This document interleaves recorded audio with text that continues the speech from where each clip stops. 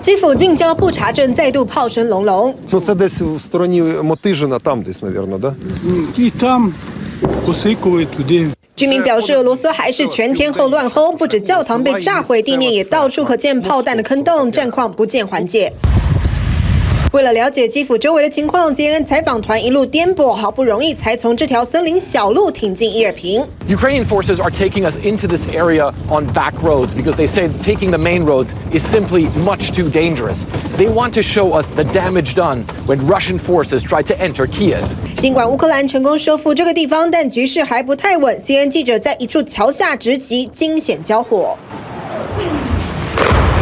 显然，周围还是有俄军没有放弃进攻。 Just yesterday, our officers who were searching for dead bodies, they were shot at with mortars, he says.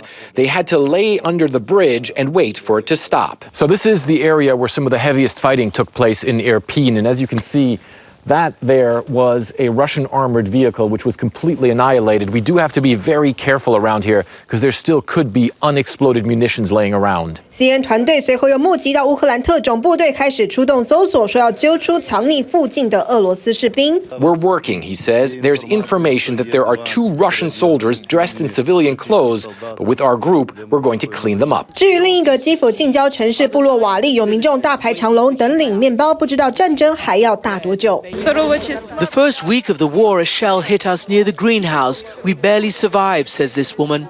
We had help from strangers around us. They gave us bread and canned food. We wouldn't have managed otherwise.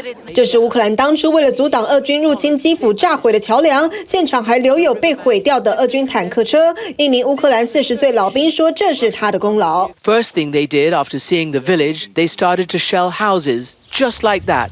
They didn't see us. They didn't know we were here. So they just started to work on houses.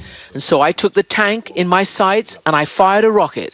And goodbye to him. 尽管乌克兰士兵士气高昂，但东部地区恐怕岌岌可危，因为俄罗斯正在这边加强反击。 Basically, all the territory is being constantly shelled by heavy artillery. They use any possible means of heavy bombardment. They use cruise missiles, Grad rocket launchers. They attack us from the air with air bombs and warplanes. 卢甘斯克有油槽起火燃烧，波兰总理直言，俄军正在重整兵力，企图夺取1/3的乌克兰。 If you take a look at this line, you'll see that part of this line is actually not covered by Russian troops or their separatist partners. So what the Russians want to do is they want to take this area right in here into Kramatorsk and beyond Donetsk. So this is about a little less than a third of the country. 执行方法包含继续狂轰滥炸，以消耗乌克兰东部的兵力。 A major effort now seems to be to tie down the 60,000 or so Ukrainian defenders in the Donbass.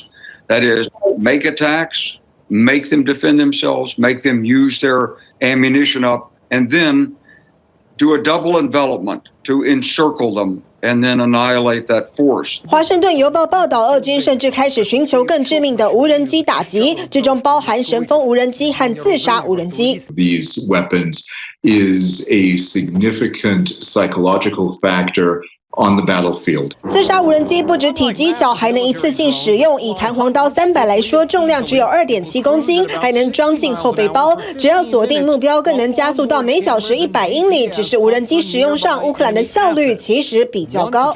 My personal guess is that probably about 20 to 30% of the kills that the Ukrainians is probably due to their very successful employment of these drones. 但俄军想方设法加强打击乌东的同时，其实也没有完全放弃基辅。 Well, not necessarily. I mean, he made a gambit for Kyiv. If he'd been successful in that gambit, this would have been over. So that failed, so he's now back on plan B. 普京只是因为进攻不顺被迫改变战术。专家认为，俄罗斯的最终目标依旧是拿下整个乌克兰。TVBS 新闻综合报道。请支持一个专门报道国际新闻的全新 YouTube 频道 TVBS 国际 Plus， 扩大视野，掌握趋势。请订阅并开启通知小铃铛。